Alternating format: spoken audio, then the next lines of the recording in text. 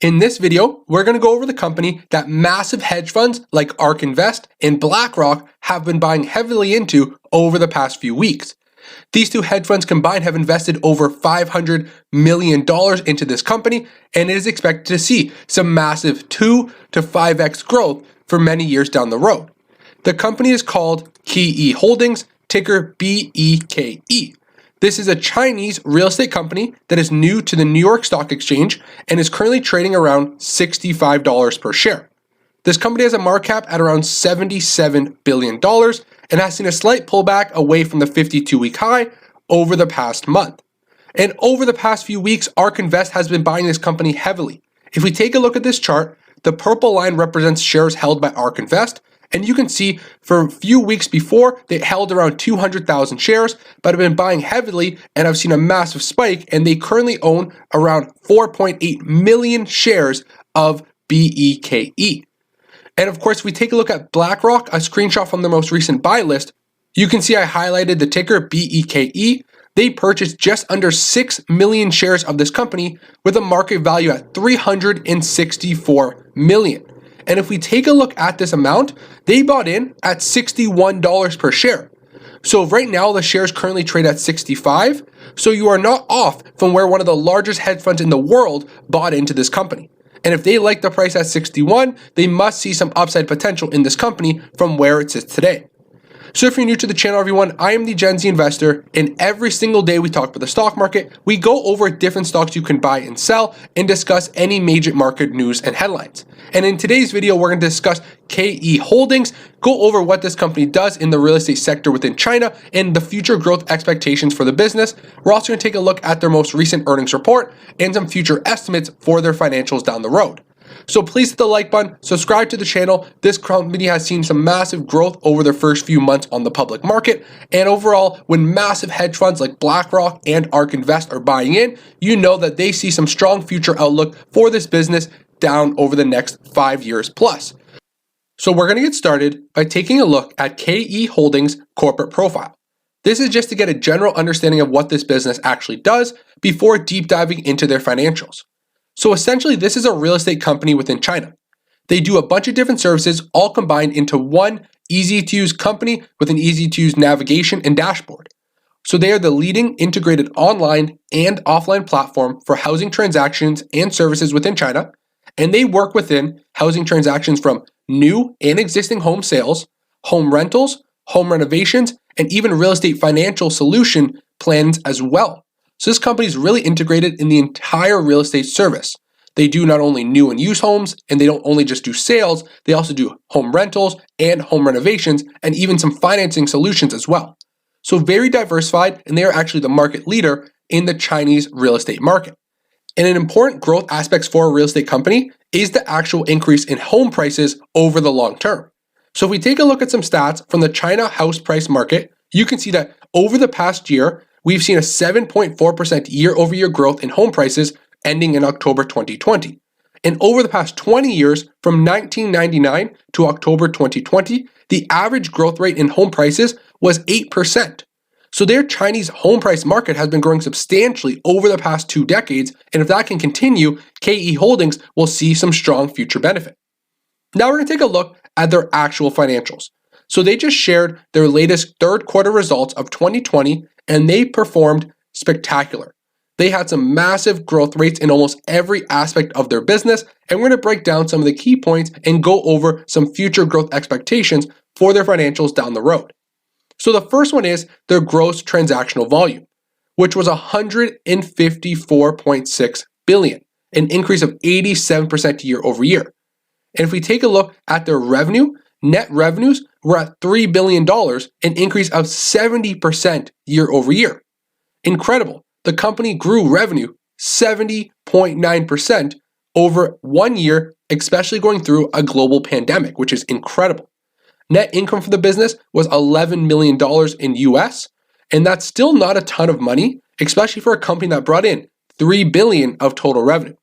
But that is an increase of around 210% year over year. The number of stores they operate grew 41%. The number of agents they have on their client base is up 50.7% year over year.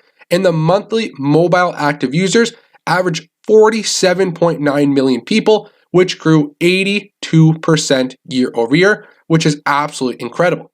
So just taking a look at the growth rates, you can see 150%, 70%, 210% year over year growth, 41, 50, and 82% growth in monthly active users. This company has just been expanding at a terrific rate over this past quarter. And those massive growth rates really make it understandable to why ARK Invest, for example, has been loading up on shares. Back in the month of November, they were sitting kind of flat at 230,000 shares. Then they made significant buys. In one day, you can see they purchased more than 2.2 million shares to bring their total up to 2.5. And from that point, each and every day, it looks like they're purchasing more and more shares and just averaging into this company at almost every price point. And over the past month, if we take a look at the 1 month chart for BEKE, shares have actually been declining. So they're down 10% over the past month. And you can see ARK Invest and BlackRock are buying in at these levels. And this is different from a traditional IPO where some of the major players buy in before the company actually goes public. And when shares hit the market, like we saw with Airbnb and DoorDash, they make 50+% over the first trading day. But this is different because we're seeing these major institutions buying in at the same price point that an everyday investor can get into as well. And once again, if we just take a quick peek at BlackRock, they bought over 5.9 million shares for a market value at around 364 million, basically all at once. You can see the change in total shares owned has grown by that entire amount all at once. And overall, they paid $61.30 for their shares. So again, if we see a couple more down days over the next week, you can probably get in at the same price or even cheaper of where BlackRock, one of the major investment companies in the world, got into BEKE. Now, if we take a look at some of their future growth expectations. So of course, these companies made those massive purchases because they believe over the next 1, 2, 5+ years, this company will be larger than where it is today. Because that is essentially what you want when you buy a growth company. Because there's no dividends, there's no capital coming into you each and every quarter. You just want to sell the shares for a larger and for a higher volume and value than where you bought them few months, few years prior. So if we take a look into 2021, the future revenue growth expectation is 26.3%. So I think this company can actually surpass that. They grew revenue 70% this quarter, and I think over the next 2021 calendar year, if they can beat this expectation, we may see the share price go even higher. And if we take a look at earnings expectation, they're forecasted to have 73% annual earnings growth for the next 3 years down the road. If we take a look at where they are today, they're still posting a slight net loss on the overall income statement. But analysts see them becoming profitable in 2021, and over the next 2 years, they see top line expanding at a massive rate and net income following that upward trend as well. And something else I want to point out about this business before I actually deep dive into the financial statements is the ownership. The top 25 shareholders own 82.2% of the company, with the largest shareholder owning over 40% of this business. This company has a market cap at $77 billion, and their top shareholder, which is also the chairman and founder of the board, has a 40% ownership stake, which is absolutely massive. And if we take a look at some of the top holders, you can see Tencent Holdings. They own over 136 million shares of this company, and this is one of the largest Chinese brands and technology conglomerates and giants on the market. And this is a very strong company that a lot of analysts are really bullish on again for next 2021 and beyond. So with a larger main holding in a lot of key major investment companies' portfolios, Tencent being a key holder in this company as well, it kind of just shows that they have some strong financial backing.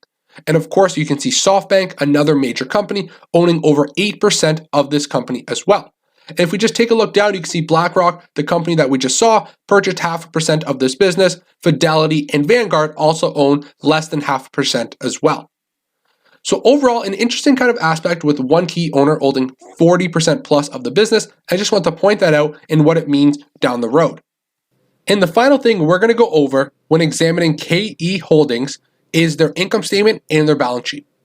Over the past 3 years, total revenue has been growing by a substantial amount year over year.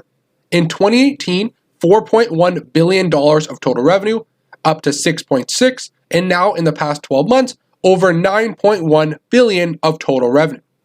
If we take a look at net income, the company is still losing money.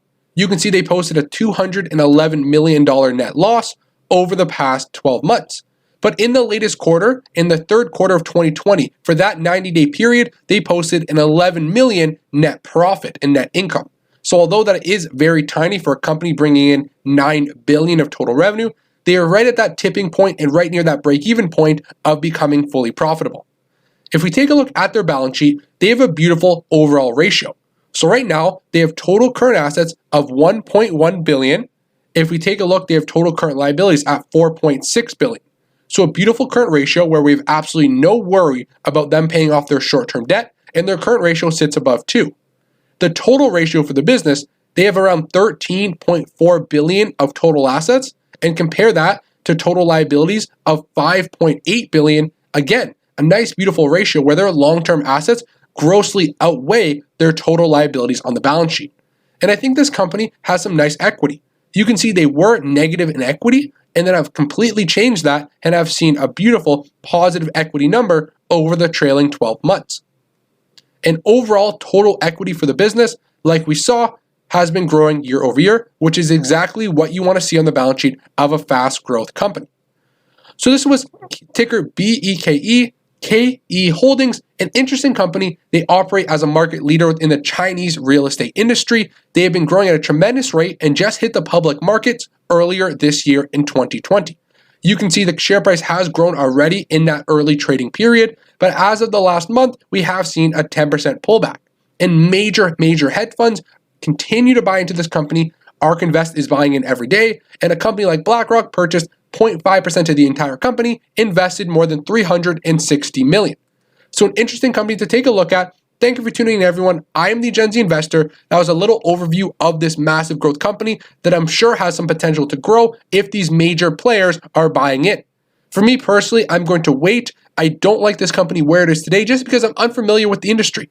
I'm not a big fan. I don't follow how the Chinese real estate market is performing, and it's a new form of market that I'm not too interested right now. The company may be phenomenal down the road and I may miss out, but that's okay. You can't win them all. And for me personally, this is just not one I'm going to go after right now. So thank you for watching and see you in tomorrow's video.